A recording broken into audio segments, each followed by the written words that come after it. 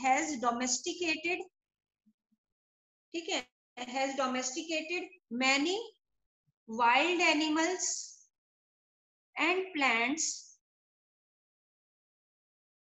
है ना, wild plants को और वाइल्ड एनिमल्स को उन्होंने डोमेस्टिकेट किया बाय इंटेंसिव, इंटेंसिव यानी कि लगातार लगा रहा, इंटेंसिव ब्रीडिंग प्रोग्राम। तो जब मैन ने ये कर लिया इंटेंसिव ब्रीडिंग प्रोग्राम से एंड प्रोड्यूस डिफरेंट ब्रीड, अलग अलग तरह की ब्रीड डेवलप कर ली बेटा। तो जब ह्यूमन बीइंग ये कर सकता है तो नेचर क्यों नहीं कर सकता यही काम, है ना। प्रोग्राम करके, इंटेंसिव ब्रीडिंग प्रोग्राम करके new breed, human can did this in hundreds of year, यानी उसको ऐसा नहीं है कि एक दो साल में कर लिया बेटा, कई साल लगे, hundreds of years, then the nature can create new breed over millions of year. यानी उसी काम को अगर नेचर करने लगती, नेचर ने को तो मिलियंस ऑफ ईयर मिले सकती है ना, जब ह्यूमन बीइंग ने कर लिया कुछ फ्यू 100 ईयर्स में, तो मिलियंस ऑफ ईयर्स में नेचर भी इस चीज को कर सकती है। तो यहाँ हम पढ़ रहे थे artificial selection, man is selecting और domesticating the wild plants and animals, ठीक है, तो that is called as artificial selection. अब आता है कि when the same selection is done by the nature then it is called as, हम लोग एक एग्जांपल लेते हैं, उसको वो कई तरह से आता है और बहुत इंपॉर्टेंट भी है, तो हम सिंपली एक एग्जांपल लेते हैं नेचुरल सिलेक्शन। ये अलग अलग तरीके से आते हैं बेटा, मतलब क्वेश्चन बहुत फ्रिक्वेंटली आता है, और वो क्वेश्चन की सेक्शन क्या होता है एक्सप्लेन करो, या फिर इंडस्ट्रियल मेलेनिज्म क्या है वो बताओ, या फिर anthropogenic action on natural selection. और भी मैं इसके बताऊंगी कि ये डिफरेंट, हाँ Komal you want to say something बेटा? सॉरी मैम, आपने hand raise, okay no problem. तो नेचुरल सिलेक्शन या इंडस्ट्रियल मेलेनिज्म क्या है, तो बेटा इसको ध्यान से समझना और ध्यान से सुनना। ये एक स्टडी की गई थी बेटा, स्टडी डन ऑन एक मॉथ, है ना, moth is a like butterfly, एक बटरफ्लाई की तरह होती है बेटा। मॉथ को हम कह देते थे कि मेलेनिन मॉथ सिंपली कहा जाता था, ठीक है। अब ये मॉथ, ये स्टडी जो की गई वो कब की गई, तो स्टडी की गई बेटा एक तो बिफोर इंडस्ट्रियलाइजेशन। बिफोर इंडस्ट्रियलाइजेशन क्या था बेटा, कहाँ पे सबसे पहले इंडस्ट्रियलाइजेशन हुआ था, आप लोगों को पता है 10th क्लास में आप लोगों ने हिस्ट्री वाले चैप्टर में पढ़ रखा है। सबसे पहले इंडस्ट्रियलाइजेशन हुआ था बेटा यूरोप में, और वो हुआ था 1850s में। आप लोगों की इंडस्ट्रीज बनी थी जिसकी वजह से एकदम से शहरों की पॉपुलेशन बढ़ गई थी, और उन सिटीज की पॉपुलेशन को, और सिटीज में इतनी जगह नहीं थी तो सबर्ब्स बनने लगे थे, सिटीज के पास वाले एरिया, सिटीज से दूर होते थे, तो ट्रांसपोर्टेशन के लिए उन लोगों ने रेलवे चलाई थी, ट्रेन चलाई थी, और वो ट्रेन इतनी ज्यादा सफोकेटेड होता था कि ऐसा लगता था कि जैसे आप किसी भट्टी में आ गए हो और धुआं ही धुआं भरी हुई है। तो बेटा इंडस्ट्रियलाइजेशन से पहले किस पे, ये वर्क लाइफ लेजर में ये हमारा हटा दिया था। अच्छा अच्छा, वैसे इंडस्ट्रियलाइजेशन का एक चैप्टर और था उसमें हाँ भी है हाँ ये थोड़ा। हाँ ठीक, वहाँ बॉम्बे में उनके था बेटा, इसलिए मैंने उसको पढ़ाया था 10th में, मुझे याद है, तो इसलिए मैंने उसको समझाया था, तब मुझे ज्यादा अच्छे से याद है। तो खैर यूरोप में सबसे पहले इंडस्ट्रियलाइजेशन, तो एक स्टडी की गई थी बिफोर इंडस्ट्रियलाइजेशन और 1850 से पहले, और एक स्टडी की गई आफ्टर इंडस्ट्रियलाइजेशन, और इंडस्ट्रियलाइजेशन हो गया तो उसके बाद में इंडस्ट्रियलाइजेशन के हार्मफुल इफेक्ट देखने के लिए 1920 में दोनों टाइम। अब बेटा उन्होंने क्या देखा कि जो before 1850 white winged moth, white winged moth MOTH, इनका नंबर बहुत ज्यादा था, ठीक है, white winged moth are more in number than dark winged moth, यानी जो डार्क विंग्ड थी उनका नंबर लेस था बेटा, और जो व्हाइट विंग्ड मॉथ थी उनका नंबर मोर था बिफोर इंडस्ट्रियलाइजेशन। क्यों नहीं था बेटा? और most of the part of the European country के जो ट्री थे, जो ट्री ट्रंक थे, that covered with lichens, white colour के होते हैं बेटा। एक्चुअली अगर अपन देखें तो ब्रिटेन की ये बात है बेटा, ब्रिटेन का वेदर ऐसा माना जाता है, हिस्ट्री पढ़ी, ज्योग्राफी पढ़ी नहीं है लेकिन फिर भी, कि ब्रिटेन का मौसम और बॉम्बे का मौसम ऑलमोस्ट सिमिलर है, कि कभी भी बरसात हो जाए, इसलिए वहां के लोग पहले हरदम अम्ब्रेला लेके चलते थे कि कभी भी बरसात। बॉम्बे में बेटा जून से लेके और लोग बाग नवंबर तक अपने पर्स में हरदम अम्ब्रेला रखते हैं, क्योंकि चलने लगोगे और 20 कदम भी चले नहीं और जबरदस्त बरसात हो जाए। तो खैर ट्री ट्रंक कवर्ड थे बेटा लाइकेन से, लाइकेन व्हाइट कलर के थे। तो अब ट्री ट्रंक पे कौन बैठती थी? वो मॉथ। तो जब व्हाइट बेटा कैमोफ्लेज, कैमोफ्लेज हो गई मतलब सराउंडिंग के अनुसार मिल गई। तो the predator were not able to pick the white winged moth, जो उनके प्रेडेटर्स थे वो व्हाइट विंग्ड मॉथ को आइडेंटिफाई नहीं कर पाते। भी डार्क विंग्ड मॉथ बैठी हुई है व्हाइट ट्री ट्रंक पे, वो अब जैसे ये व्हाइट कलर है, इस पे मेरा ये हाथ आया तो दूर से कोई भी आइडेंटिफाई, व्हाइट पोर्शन आ गया, अब ये मैंने व्हाइट पर ये व्हाइट कपड़ा कागज डाल दिया, ये इतनी इजीली आइडेंटिफाई नहीं होगा।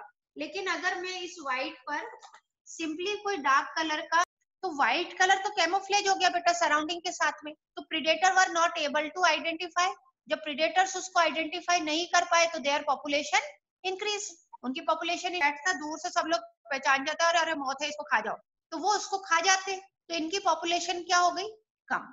तो सिंपली मैं ये लिख सकती हूँ कि because before industrialisation the tree trunk were covered with lichen, so white winged moth camouflage, वो अपने आप को कैमोफ्लेज, कैमोफ्लेज का मतलब होता है सराउंडिंग में मर्ज कर लेना, अपने आप को सराउंडिंग में छुपा लेना, कैमोफ्लेज। सो predator couldn't pick them up। अब जब वो उन्हें पिक नहीं कर पाया तो hence their population increases, ठीक है।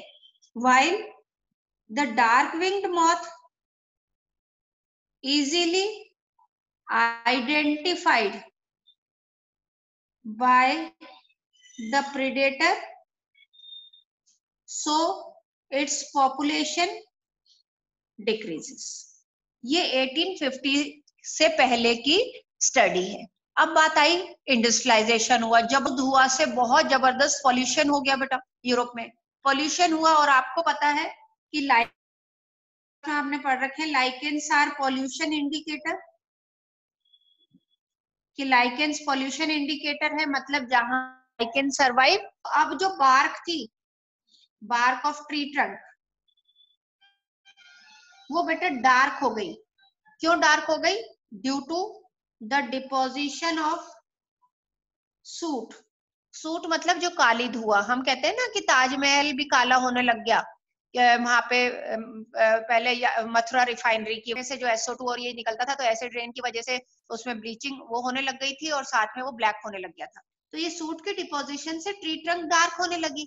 अब बेटा कोई हटा देती हूँ, अब ये मेरे पास में ये वाला एरिया आ गया, यहाँ पे जब मैं रख रही थी तो ये आपको दिख नहीं रहा था, कैमोफ्लेज हो रहा था बेटा, ये कागज का टुकड़ा। तो इसका मतलब आप व्हाइट विंग्ड मॉथ अपने आप को क्या नहीं कर पा रहे? कैमोफ्लेज नहीं कर पा रहे। They can be easily seen by the predator. तो सिंपली क्या हुआ, ये मैं बात कर रही हूँ आफ्टर इंडस्ट्रियलाइजेशन,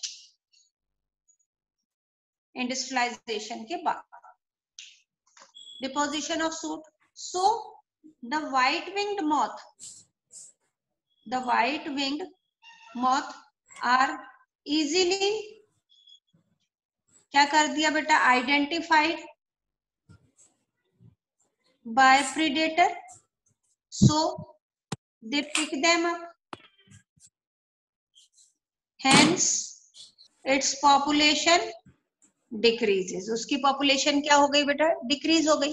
अब डार्क विंग्ड मॉथ क्या होगी? They are able to camouflage themselves. Dark winged moth camouflage, so its population increases. मैं सिर्फ लिखना नहीं चाह रही हूँ, इसलिए मैंने ये इंक्रीज और डिक्रीज का साइन लगाया है, आप लोगों को पेपर में नहीं लगाना है. तो ये बेटा इंक्रीज स्टडी करी तो क्या हो गया बेटा? रिवर्स हो गया. रिवर्स हो गया यानी किसने सेलेक्ट किया? नेचर ने सेलेक्ट कर रहा है ना, ह्यूमन बीइंग नहीं सेलेक्ट कर रहा. नेचर सेलेक्ट कर रहा है कि जब पॉल्यूशन नहीं था, ट्री ट्रंक व्हाइट कलर के थे, तो व्हाइट विंग पे कैमोफ्लेज कर पा रहा था. इसका मतलब हम क्या कहते हैं कि nature is select only those organism which are better adapted to the environment. यानी नेचर केवल एनवायरमेंट के लिए बेटर अडेप्टेड है. अब कोरोना वायरस भी यही करने वाला है बेटा, ये भी एक नेचुरल सिलेक्शन होने वाला है due to the anthropogenic action, कि जो अपने जिसकी इम्यून सिस्टम स्ट्रांग नहीं है, उनको कितनी भी दवाइयां दे दो बेटा, उसको नेचर एलिमिनेट कर देगा. तो ऐसे ही इसके इसमें हुआ.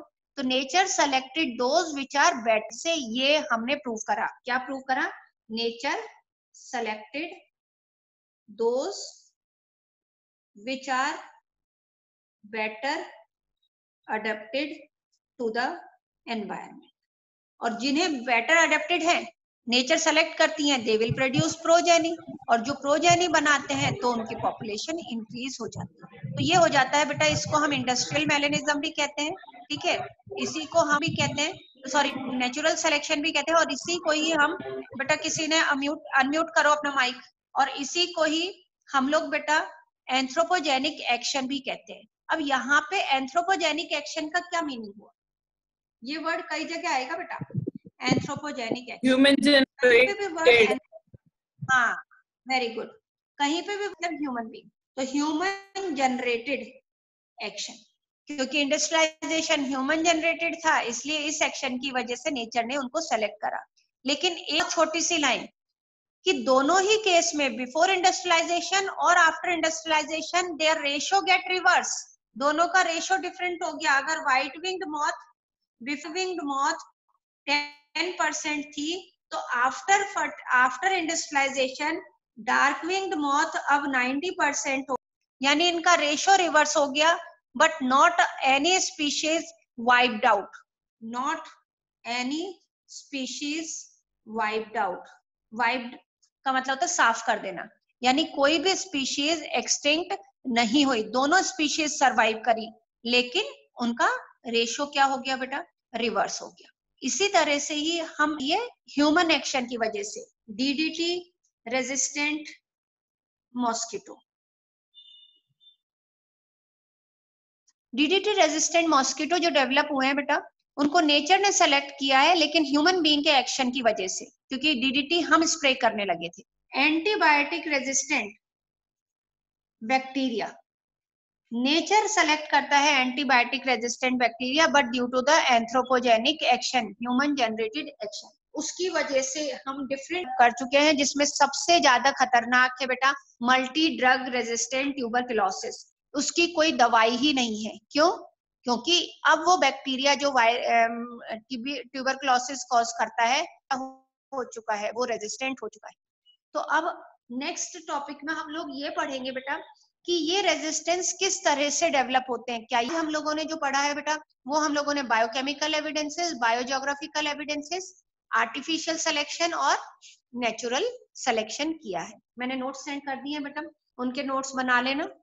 और से ज्यादातर जो क्वेश्चन बनते हैं वो होमोलोगस ऑर्गन, एनालॉगस ऑर्गन, आगे हार्डी वीनबर्ग प्रिंसिपल आएगा बेटा उसमें से, और ये नेचुरल सिलेक्शन जो मेलेनाइज मॉथ का एग्जांपल है. आज के लिए